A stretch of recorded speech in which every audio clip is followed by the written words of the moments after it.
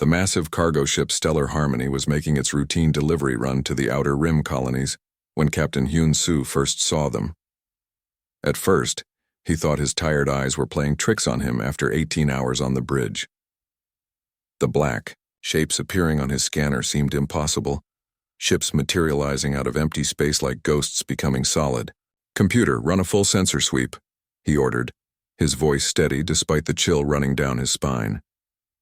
The artificial intelligence responded in its calm, mechanical tone. "Scanning complete, Captain. 47 vessels detected. Configuration unknown. No matches found in Galactic database." Hyun-soo leaned forward in his captain's chair, studying the holographic display that showed the mysterious fleet. Each ship was enormous, easily twice the size of the largest draconian battleships he had ever seen. Their hulls were smooth and dark, seeming to absorb light rather than reflect it. They moved through space with an impossible grace, as if the laws of physics were merely suggestions they chose to follow. "Communications, try to establish contact," he ordered his crew. The young communications officer, a blue-skinned Zephyrian named Crystalline Voice, worked frantically at her station. "Sir, I'm detecting no standard communication frequencies. Their technology doesn't match anything in our systems." 3-star systems away, Admiral Minna of the Galactic Defense Force was receiving similar reports from dozens of her patrol ships. The mysterious vessels had appeared simultaneously across the Outer Rim, creating a perfect blockade around the galaxy's edge. No shots had been fired, no hostile actions taken, but their presence sent waves of panic through every civilized world. "Get me a direct line to the Galactic Council," Minna ordered from her flagship's command center. "Priority Alpha Emergency Protocol." The council chamber on the capital world of New Harmony buzzed with activity as representatives from 43 different species gathered for an emergency session. President So Young of the Peaceful Coalition tried to maintain order as panicked voices filled the air. "They appeared everywhere at once," reported General Taemin of the Draconian Empire, his scaled face showing rare concern. "Our long-range sensors detected nothing until they were simply there." "Impossible," declared Dr. Jinwoo of the Science Collective. "No known technology can mask that many vessels from our detection systems." The debate continued for hours until the first transmission arrived. Every communication device in the galaxy received it simultaneously. Personal communicators, military networks, even primitive radio systems on undeveloped worlds. The signal bypassed every security system as if they did not exist. The voice that spoke was clearly organic, not artificial. It carried an accent that linguistic experts immediately recognized as belonging to an ancient language found only in archaeological sites throughout the galaxy. The words sent ice through the blood of every being who heard them. "Greetings, children of the stars, we are humanity. We have returned to settle accounts." Captain Hyun-soo nearly dropped his coffee mug. Humanity was legend, a species that had vanished from the galaxy 3,000 years ago. Every school child learned about them in history class, the mysterious people who had left behind empty cities and incredible technology that had jump-started galactic civilization. "This is President So Young of the Galactic Council," she broadcast in response. "Please identify yourselves and state your intentions." The reply came immediately, as if the beings had been waiting for exactly that question. "We are the descendants of Earth, the builders of the first stellar gates, creators of the medical technologies that ended the Great Plague, architects of the defensive systems that protect your worlds today." A murmur of recognition swept through the council chamber. Every species in the galaxy used technology based on human designs found in abandoned cities and derelict space stations. The crystalline Zephyrians had built their floating cities using human architectural principles. The insectoid Kethvar had developed their hive-mind communication systems by studying human neural networks. Even the proud Draconians had reverse-engineered their most powerful weapons from human designs. "Where have you been?" asked Elder Dong Hyun of the Wise Collective, his ancient voice trembling with curiosity. "We evolved beyond the need for physical form," came the response. "While you built your civilizations using our gifts, we explored dimensions beyond matter and energy. We have watched, we have recorded, we have waited." The implications hit every listener like a physical blow. Humanity had not disappeared. They had been watching from somewhere beyond normal space, observing how the galaxy used their abandoned technology. "What do you want from us?" President So Young asked, though part of her already feared the answer. "Every gift carries a price," the voice replied, now speaking from all communication devices simultaneously. "Every advancement creates a debt. You have used our technology to build your civilizations, cure your diseases, and win your wars. Now the time has come to acknowledge what you owe." The transmission ended, leaving the galaxy in stunned silence. On every world, in every system, billions of beings stared at their communication devices and realized that their entire civilization had been built on borrowed time. Captain Hyun-soo looked at his cargo hold, filled with medical supplies manufactured using human biotechnology, destined for colonies protected by human-designed defensive systems. His ship itself was powered by engines based on human fusion principles discovered in an abandoned research station. Everything they had, everything they were, traced back to humanity's gifts. And now humanity had returned to collect payment for debts the galaxy never realized it owed. The age of free inheritance was over. 3 days after the first contact, Captain Ji-hoon materialized in the main conference room of the Galactic Council building. The assembled representatives had been arguing for hours about how to respond to humanity's demands, when the air in the center of the room began to shimmer like heat waves rising from hot pavement. The shimmer grew brighter until it formed the shape of a tall man in what appeared to be a simple dark uniform, but everyone in the room could sense something was wrong with what they were seeing. The figure looked solid, but light seemed to pass through him at strange angles. When he moved, reality itself seemed to bend slightly around his form. "I am Captain Ji-hoon, speaking for humanity," the figure said in a voice that somehow reached every ear in the room at the same frequency, regardless of their species' hearing range. "You have questions. I have answers." President So Young was the first to recover from her shock. "Are you really human? You look like the historical records, but our sensors detect nothing where you stand." Ji-hoon smiled, and the expression was both familiar and terrifying.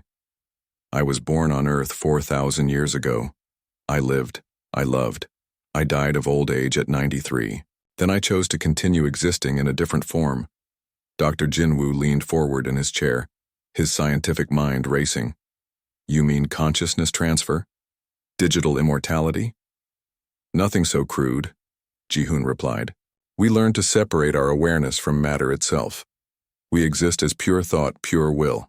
We can take physical form when needed, but we are no longer limited by flesh and bone." The holographic displays around the room suddenly activated, without anyone touching the controls. Images began appearing showing the history of human civilization, cities rising and falling, technologies being developed, and finally, groups of humans sitting in meditation-like poses before their bodies, simply faded away, leaving only points of light that rose into the sky. "This is how we evolved," Ji-hoon explained as the images played. "We discovered that consciousness was not created by the brain, but merely focused through it. Once we learned to exist without physical form, we could explore dimensions that material beings cannot even imagine." General Taemin slammed his clawed hand on the table. "Enough philosophy. What do you want from us?" The displays changed, now showing detailed records that made several representatives gasp in recognition. Medical facilities across the galaxy using human biotechnology. Defensive systems protecting entire worlds based on human engineering. Trade. Routes that followed paths first mapped by human explorers. "We want acknowledgement," Ji-hoon said simply. "For 3,000 years, you have built your civilizations using our gifts. Every hospital that cures disease with our medical technology. Every world protected by our defensive designs. Every ship that travels safely through space using our navigation systems." The images became more specific. Dr. So Young saw her own, Homeworld's great medical center, the one that had saved millions of lives during the Crimson Fever outbreak. The building's biofilters were based on human designs found in an abandoned research station. Admiral Mina watched footage of her, Own fleet's defensive systems automatically activating to protect civilian ships. The artificial intelligence controlling those systems used human-designed neural networks, discovered in derelict military installations. The Zephyrians built their crystal cities using our architectural principles. Ji-hoon continued as the displays showed the beautiful floating structures. The Kethvar achieved their hive mind unity by adapting our neural communication research. The Draconians conquered 17 systems using weapons reverse-engineered from our abandoned military bases. Chancellor Dong-hyun rose from his seat, his reptilian features showing anger. Those technologies were abandoned. We found them in empty cities and dead stations. We had every right to use them. Ji-hoon's form flickered, and for a moment, everyone in the room felt the weight of vast intelligence studying them. Nothing is ever truly abandoned, Chancellor. Every creation carries the essence of its maker. Every innovation is connected to its source across time and space. New images appeared, showing the same technologies being used across the galaxy, but now with golden threads connecting them all back to Earth. The threads pulsed with energy, showing the flow of influence from human innovation to galactic civilization. "We have been watching," Ji-hoon said, his voice taking on harmonics that seemed to come from multiple dimensions. "Recording every use of our gifts, calculating the debt that grows with each life saved, each world protected, each advancement, made possible by our foundation." Elder Yoon Seo of the Peaceful Coalition spoke in a trembling voice. "What kind of debt? What do you expect us to pay?" The displays showed a massive ledger with entries in languages from across the galaxy. Each entry detailed a specific use of human technology, its impact on galactic civilization, and a calculation of its value. The numbers were staggering. Trillions of lives saved, hundreds of worlds protected, countless advances in science and medicine. "The debt cannot be paid in money or resources," Ji-hoon explained. "What you owe us cannot be measured in material wealth. The debt is existential. You have become what you are because of what we gave you. Now you must choose how to acknowledge that debt." The room fell silent as the implications sank in. Their entire civilization, everything they had accomplished, was built on human foundations. They were not independent species who had achieved greatness on their own. They were children playing with toys left behind by their parents, and now the parents had returned to decide what should happen next. The Emergency Galactic Assembly had been meeting for 5 straight days when Captain Ji-hoon appeared again, this time in the center of the Great Hall where representatives from every known species sat in nervous silence. The building itself had been constructed using human gravitational engineering principles found in ancient blueprints, a fact that now seemed like cosmic irony. "You have debated long enough," Ji-hoon said, his voice reaching every corner of the massive chamber without need for amplification. "It is time to hear our terms." Prime Minister Yoon Seo shifted uncomfortably in her hover seat. Around her, delegates from 43 different species waited with the tension of prey animals sensing a predator nearby. The human figure before them looked harmless enough, but they all knew they were facing something far beyond their understanding. "The debt you owe cannot be repaid with credits or resources," Ji-hoon began, walking slowly around the circular chamber. As he moved, his form seemed to exist in multiple places at once, each delegate seeing him from a slightly different angle. "What you owe us is not material. It is recognition of what you truly are." The holographic displays throughout the hall activated, showing a 3-dimensional map of the galaxy. Golden lines connected thousands of worlds, trade routes, and installations, all tracing back to technologies of human origin. The web of connections was so dense it looked like a nervous system spanning the stars. "Every major advancement in your civilization stems from our work," Ji-hoon continued. "Your medical knowledge that ended the Great Plague, your defensive systems that stopped the Void War, your communication networks that allow this very assembly to exist. You are not independent species that achieved greatness alone. You are our inheritors." Chancellor Dong-hyun stood up, his massive frame towering over the other delegates. "Get to the point. What do you want from us?" Ji-hoon stopped walking and faced the draconian leader directly. "We offer you a choice. 2 paths lie before you." The displays changed, showing 2 different images. On the left, beings of various species appeared to be dissolving into pure light, their physical forms becoming energy and consciousness. On the right, the same species continued their normal lives but with golden symbols marking their technology and buildings. Path 1, Ji-hoon announced. Join us in transcendence. Evolve beyond physical form as we did. Become beings of pure consciousness unlimited by matter or time. You will explore dimensions beyond imagination, experience existence as we do now. Gasps and murmurs filled the hall. Dr. Jin-woo leaned forward eagerly. You mean immortality? Godhood? In a sense, Ji-hoon replied, but not as equals. You would be junior partners in our cosmic order, students learning from teachers, children guided by parents. You would have eternity to grow and learn, but always acknowledging that we showed you the way. The second image pulsed brighter. Path 2. Remain as you are. Continue your physical existence, your mortal lives, your material civilizations, but acknowledge our ownership of every technology that built your worlds. Every human-derived system will carry our mark. Every innovation based on our work will require our permission. The hall erupted in angry voices. Admiral Minna stood up, her blue skin flushed with indignation. You want to control our technology? Make us pay licenses for things we found abandoned?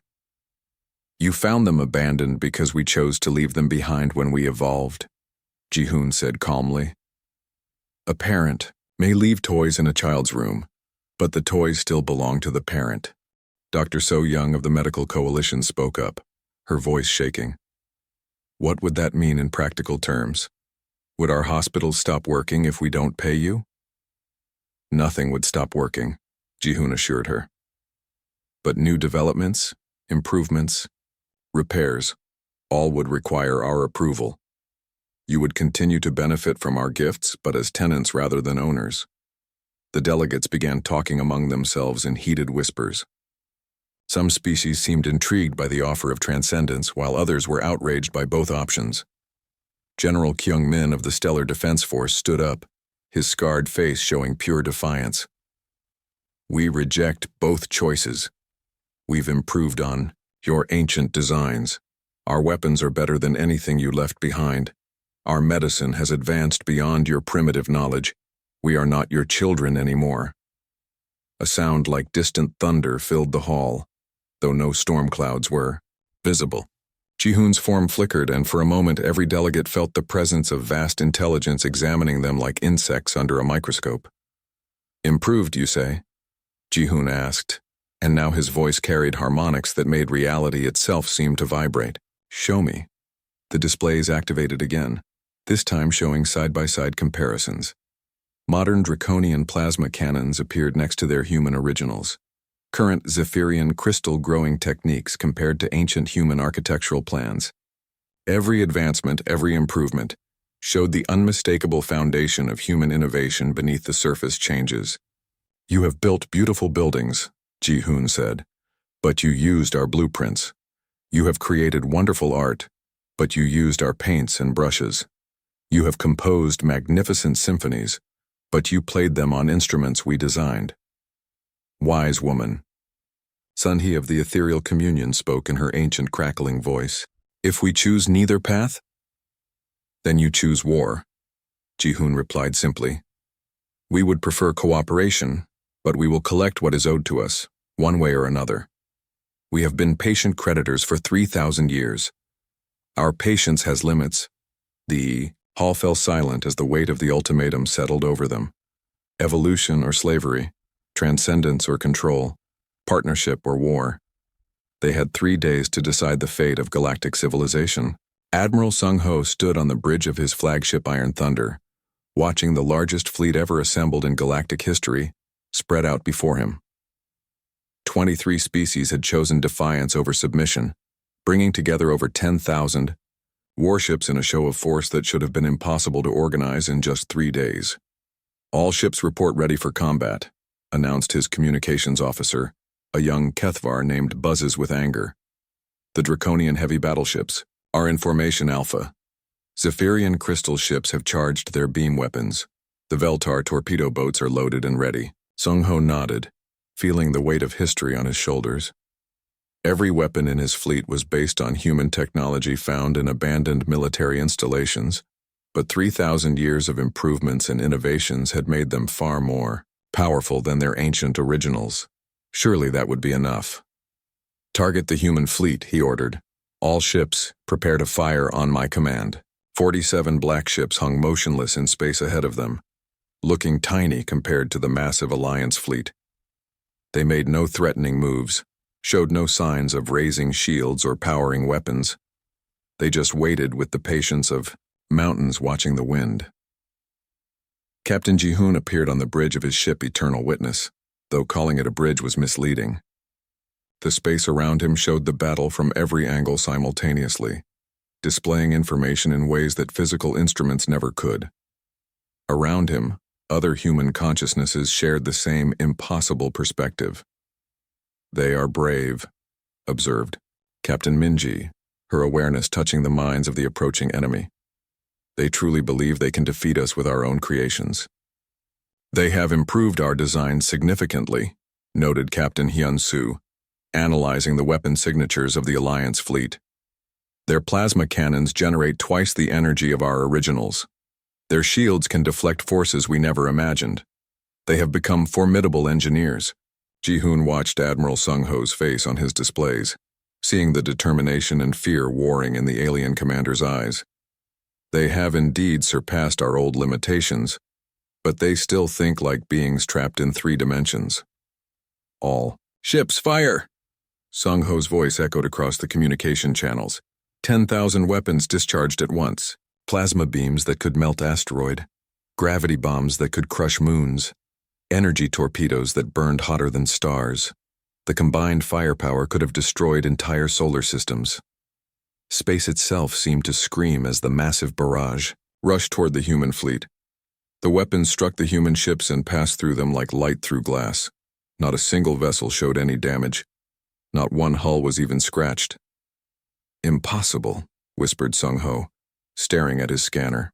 "Readings. Direct hits on all targets, maximum power, nothing could survive that. We exist partially outside your reality." Ji-hoon's voice reached him through dimensions beyond normal communication. "Your weapons can only affect matter that chooses to be affected." The response came not as weapons fire, but as changes to reality itself. The Iron Thunder found itself caught in a time loop, experiencing the same 10 seconds over and over. Sung-ho watched his crew give the same orders, fire the same weapons, show the same surprise at their failure, then do it all again. Other ships faced different impossibilities.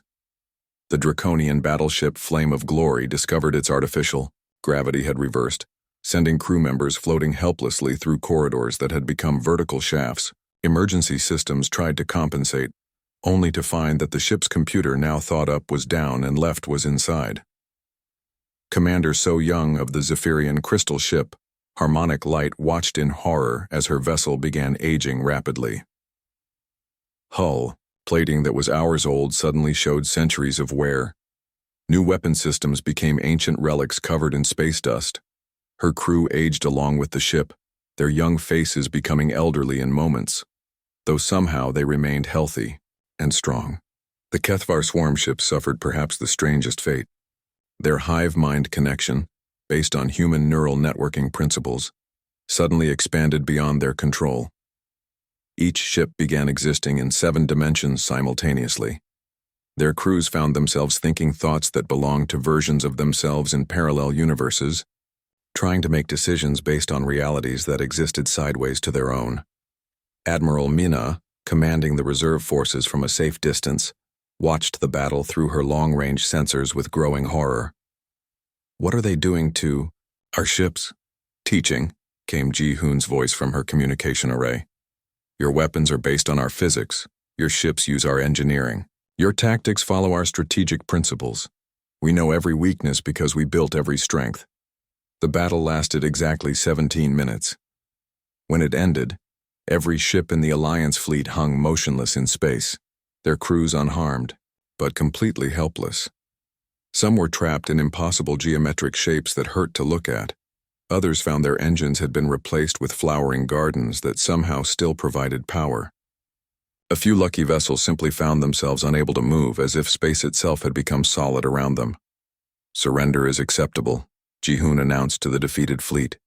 "Wisdom learned through defeat is still wisdom. You fought bravely, with tools we gave you. Now perhaps you understand why ownership matters." Admiral Sung-ho slumped in his command chair, watching his crew try to operate controls that now responded to emotions instead of touch.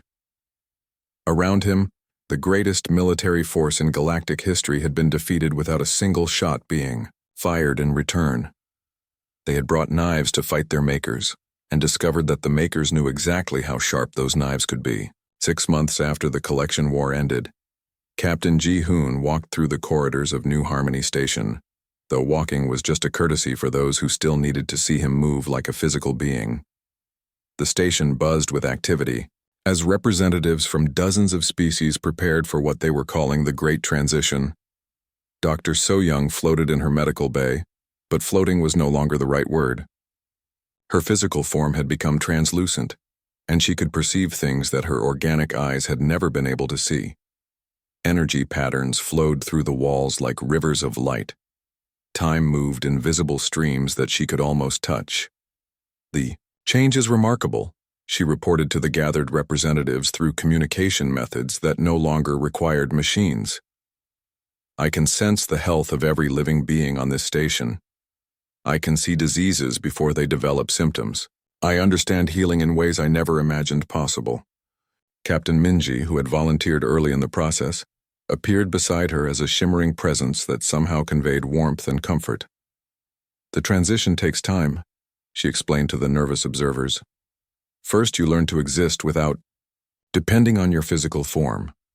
Then you discover what consciousness can accomplish when freed from matter."